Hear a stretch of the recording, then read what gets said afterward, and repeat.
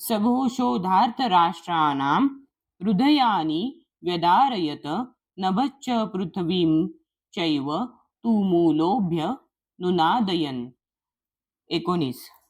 सहा तो घोषः ध्वनी.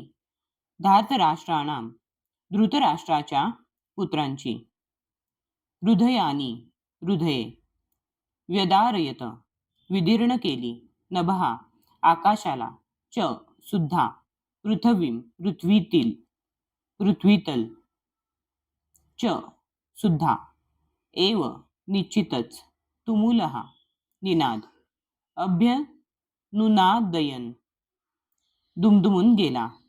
हा विविध प्रकारचा शंख निनाद वाढतच गेला. या निनादाने आकाश व पृथ्वीतल दुमदुमून गेले आणि धृतराष्ट्र पुत्रांची हृदये विदीर्ण झाली. तात्पर्य: दुर्योधनाच्या पक्षातील भीष्म आणि इतरांनी जेव्हा शंखनाद केला तेव्हा पांडवांची हृदये मुळीच विदीर्ण झाली नाहीत. अशा प्रकारच्या घटनांचा उल्लेख आढळत नाही.